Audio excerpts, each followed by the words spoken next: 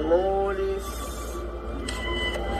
que Jesus, nosso amado Mestre, esteja a nos envolver com seu amor, com a sua ternura. Mais um culto cristão no ar. Mais um momento para estarmos juntos em oração. Vamos fazer uma leitura do livro Segue-me, psicografia de Francisco Cândido Xavier, pelo Espírito de Emmanuel. Resistência espiritual. Reveste-se de profundo simbolismo aquela atitude de Paulo e Silas nas trevas da prisão.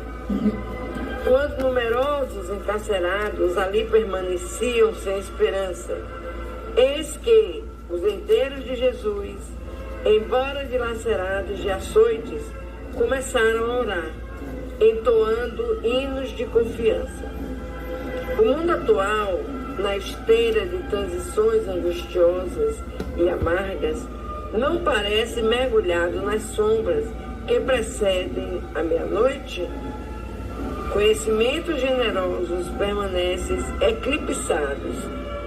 Noções de justiça e direito, programas de paz e tratados de assistência mútua são relegados a planos de esquecimento. Animais furiosos aproveitam a treva para se evadirem dos recônditos escaninhos da alma humana, onde permaneciam guardados pela cobertura da civilização, e tentam dominar as criaturas, empregando o terror, a perseguição, a violência. Quantos jovens jazem no cárcere das desilusões, da amargura, do remorso, do crime, através de caminhos desolados, ao longo de campos que as bombas devastaram, dentro de sombras frias, há mães que choram, velhos desalentados, crianças perdidas. Quem poderá contar as angústias da noite dolorosa? Os aprendizes do Evangelho igualmente sofrem perseguições e calúnias, e em quase toda parte são conduzidos a testemunhos ásperos. Muitos envolveram-se nas nuvens pesadas, outros esconderam-se, fugindo à hora de sofrimentos. Mas os discípulos fiéis, esses suportaram ainda açoites e pedradas, e não obstante as trevas insondáveis da meia-noite da civilização, oram nos santuários do Espírito eterno e cantam cânticos de esperança, alentando os companheiros. Enquanto raras almas sabem perceber os primeiros rubores da alvorada, em virtude da sombra extensa, recordemos os devotados obreiros do Mestre e busquemos, na prece ativa, o refúgio consolador. Se o mundo experimenta a tempestade, procuremos a oração e o trabalho, a fé e o otimismo, porque outro dia glorioso está a nascer. E em Jesus Cristo repousa a nossa resistência espiritual. Muito linda essa mensagem, meus amores. Muito linda. Fala da força, da resistência que aqueles que creem no Evangelho de Jesus precisam ter como defesa e não se amedrontar, não se acovardar, enfrentar, ter coragem, porque Jesus, Ele nos fortalece a alma, Ele nos dá a resistência espiritual. Que linda mensagem. Gratidão a Emmanuel por ter ditado e a Chico por ter feito essa psicografia. Muito, muito, muito grande. Vamos dar continuidade ao nosso culto cristão, fazendo a leitura do nosso Evangelho segundo o Espiritismo. Capítulo 16. Não se pode servir a Deus e a Mamon. Nós vamos ler o item 9 e o item 10. A verdadeira propriedade. A verdadeira propriedade. O homem só possui em plena propriedade aquilo que lhe é dado levar deste mundo. Do que encontra ao chegar e deixa ao partir, goza ele enquanto aqui permanece. Forçado, porém, que é a abandonar tudo isso, não tem das suas riquezas a posse real, mas simplesmente o usufruto. Que é então que ele possui? Nada do que é de uso do corpo. Tudo que é de uso da alma. A inteligência, os conhecimentos, as qualidades morais. Isso o que ele traz e leva consigo. O que ninguém lhe pode arrebatar. O que lhe será de muito mais utilidade no outro mundo do que neste. Depende dele ser mais rico ao partir do que ao chegar. Visto como do que tiver adquirido em bem, resultará a sua posição futura. Quando alguém vai a um país distante, constitui a sua bagagem de objetos utilizáveis neste país. Não se preocupa com os que ali lhe seriam úteis. Proceder do mesmo modo com relação à vida futura. Aprovisionai-vos de tudo o de que lá vos possa servir. Ao viajante que chega a um albergue, com o alojamento é dado se o pode pagar. A outro, de parcos recursos, toca o menos agradável. Quanto ao que nada tenha de seu, vai dormir numa enxerga. O mesmo sucede ao homem a sua chegada no mundo dos espíritos. Depende dos seus haveres, do lugar para onde vão. Não será, todavia, com o seu ouro que ele pagará. Ninguém lhe perguntará quanto tinhas na terra, que posição ocupavas, eras príncipe ou operário. Perguntar-lhe-ão, que trazes contigo? Não se lhe avaliarão os bens, nem os títulos, mas a soma das virtudes que possua. Ora, sobre esse aspecto, pode o operário ser mais rico do que o príncipe. Em vão alegará que antes de partir da terra, pagou a peso de ouro, a sua entrada no outro mundo. Responder-lhe-ão, os lugares aqui não se compram. Conquistam-se por meio da prática do bem. Com a moeda terrestre, has podido comprar campos, casas, palácios. Aqui tudo se paga com as qualidades da alma. És rico dessas qualidades?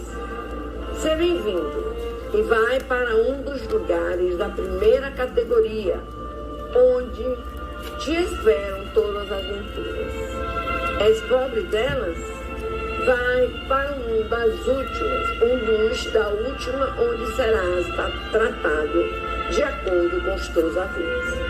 Pascoal, Genebra, 1860.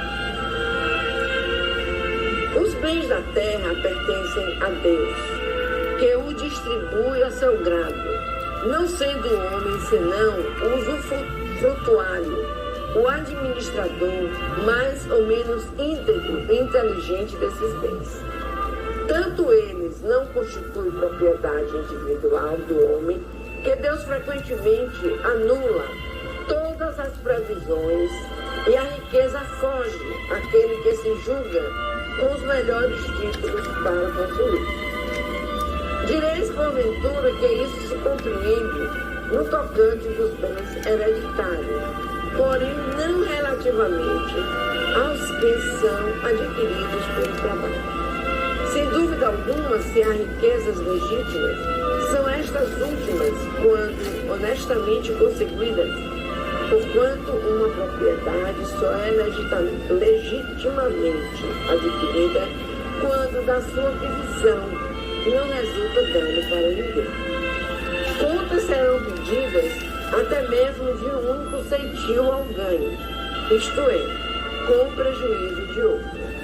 Mas, do fato de um homem dever a si próprio a riqueza que possua, seguir-se-á que, ao morrer, alguma vantagem lhe advenha desse fato. Não são humildes e inúteis as precauções que ele toma para transmiti-la a seus descendentes? De certo, conquanto se Deus não quiser que ela lhes bater as mãos, nada prevalecerá contra a sua vontade. Poderá o homem usar e abusar dos seus haveres durante a vida, sem ter de prestar contas? Não. Permitido o que adquirisse, é possível haja Deus tido em vista recompensá-lo no curso da existência atual, os esforços, a coragem, a perseverança.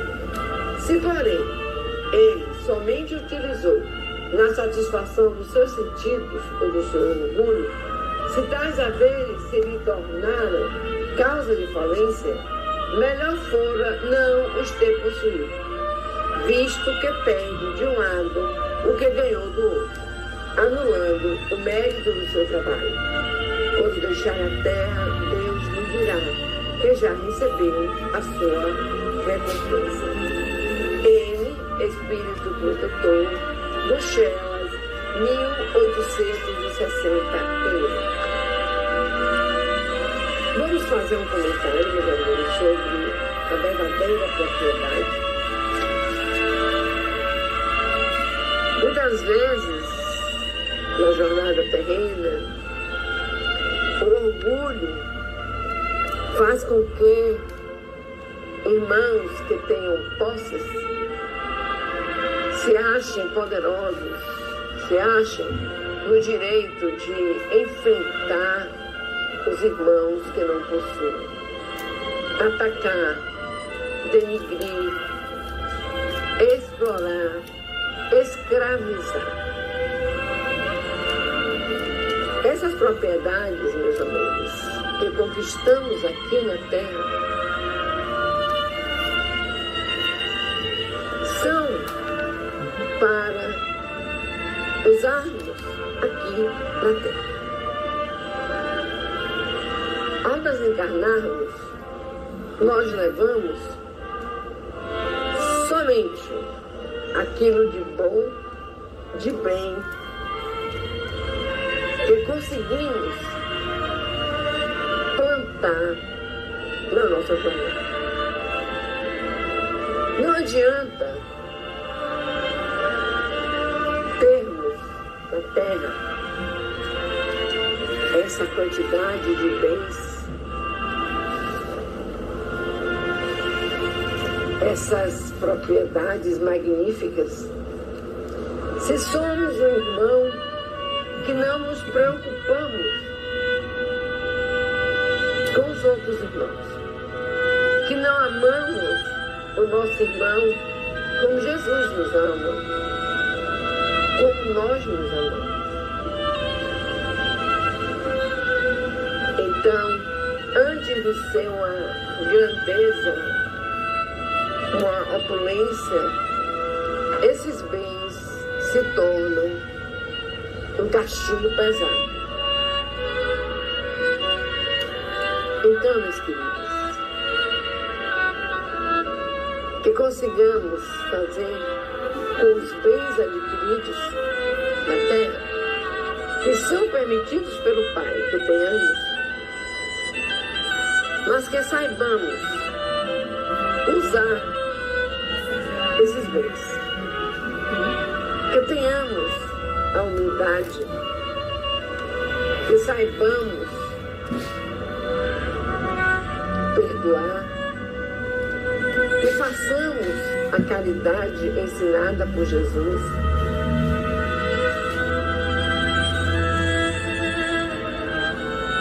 Que demos aos nossos irmãos necessitados aquilo de que eles precisam e nós possuímos em demais.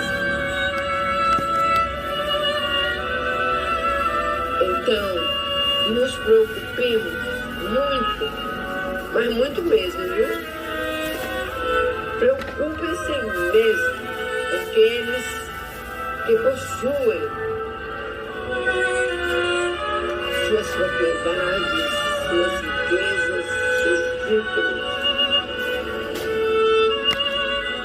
Cuidado.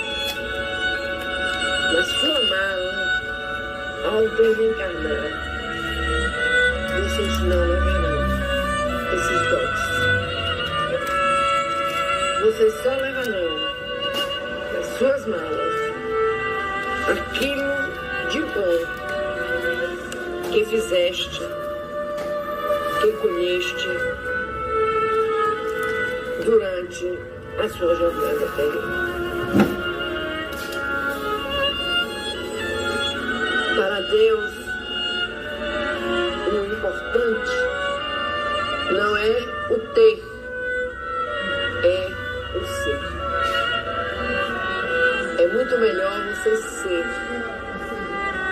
aquele irmão que doa e doa com carinho, com amor, aquele que consegue caminhar, mas está sempre atento às pegadas da areia. Pois Deus não nos trouxe, não nos deixou vir aqui para usarmos orgulho, essa vaidade, esse egoísmo. Pelo contrário, Ele aqui nos deixou, nos permitiu vir para que fizéssemos exatamente aquilo que o seu Filho, Jesus Cristo, fez durante toda a sua jornada. Doação, amor, caridade, transformação, conhecimento do Evangelho de Jesus, certezas de que estaremos com a nossa mala repleta de tudo aquilo que agrada ao Pai.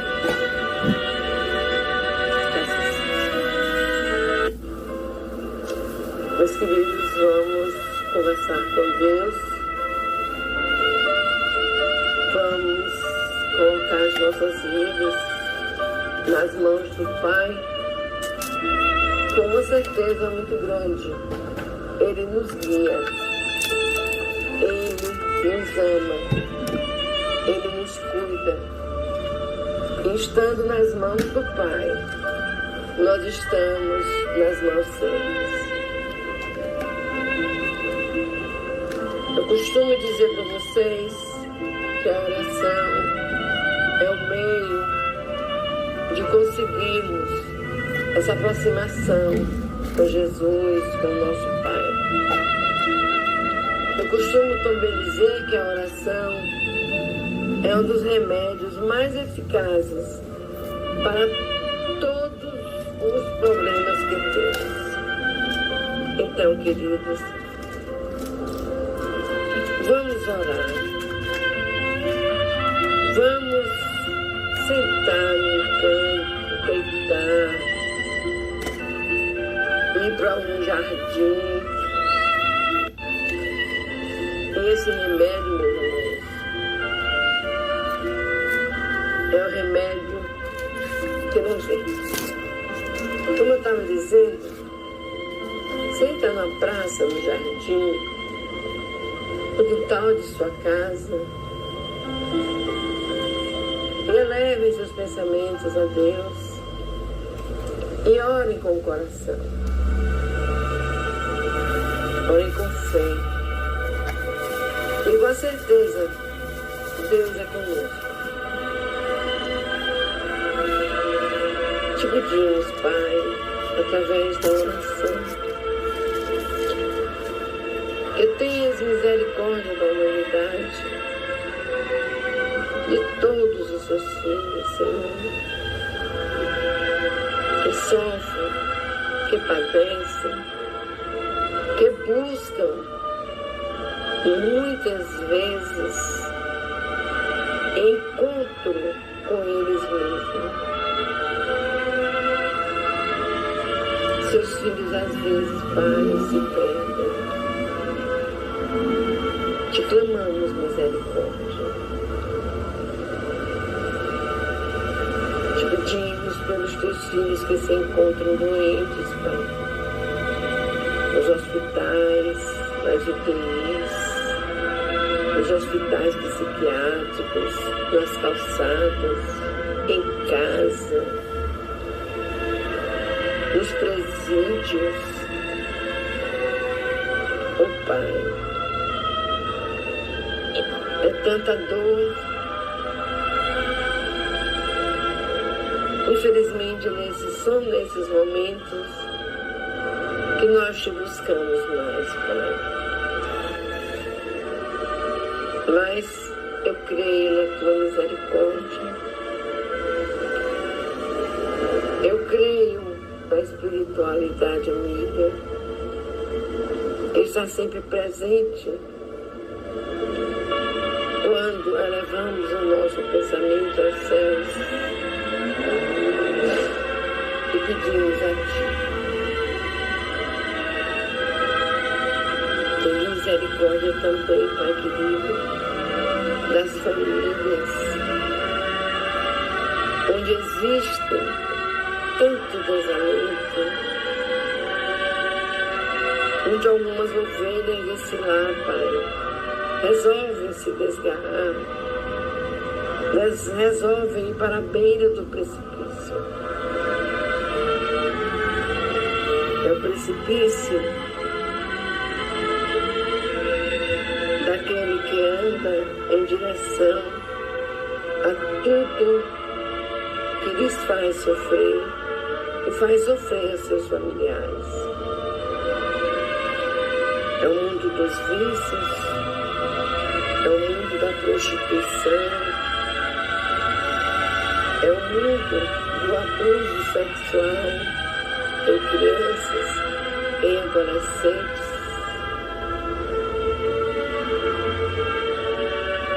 São aquelas ovelhas, Pai, que resolvem tirar a vida daqueles que os amam, tirar a própria vida. Tenha misericórdia, Pai, desses irmãos, e que eles possam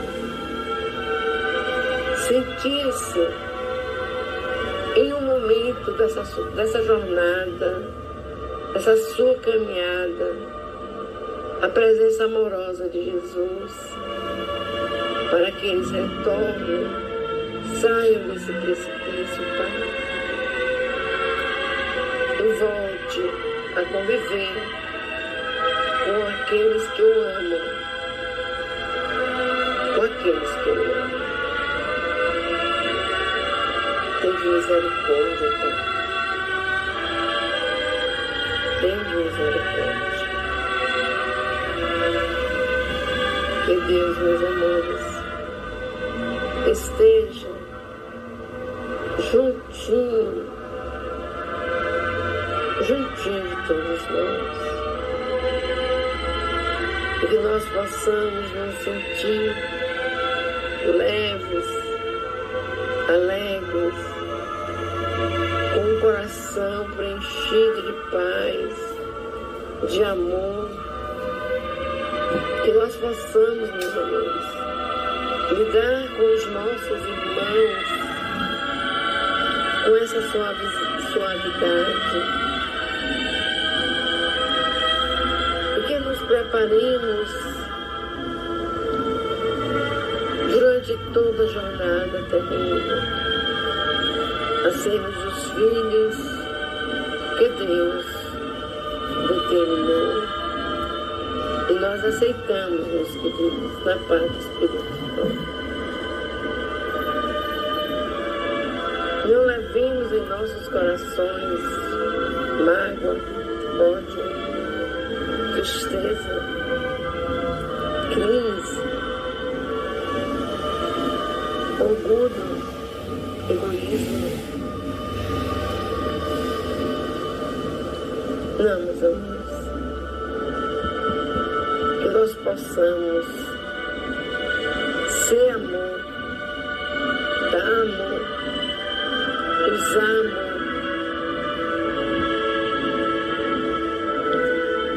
para que a nossa vida espiritual seja mais tranquila, mais feliz,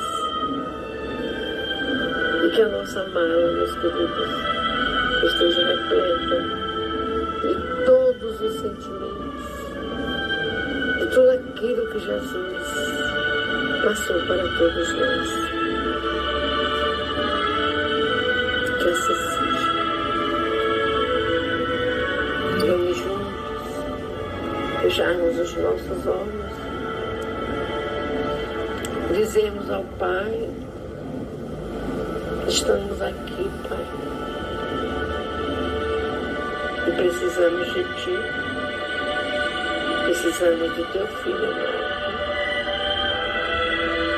Pedir a espiritualidade que venha fluidificar as nossas águas, e que nós possamos, ao beber essas águas, curar o nosso corpo físico e o nosso corpo espiritual. E vamos juntos fazermos a oração que Jesus nos ensinou para conversarmos com o nosso Pai amado. Pai nosso que estás nos céus, santificado seja o teu nome de amor. Venha a nós o teu reino. Seja feita a tua vontade, Pai, assim na terra como nos céus. O pão nosso de cada dia nos dai hoje e sempre. Perdoa, Pai querido, as nossas ofensas, assim como nós perdoamos a quem nos tem ofendido. Não nos deixeis cair em novas perturbações. Livrai-nos, Senhor, de todo mal. De todo mal. Pois teu é o poder, o reino, a honra e a glória por toda a eternidade. Louvado seja Jesus Cristo, para sempre seja louvado. Louvado seja nosso Deus, Pai de nossas vidas, para sempre seja louvado. Que assim seja.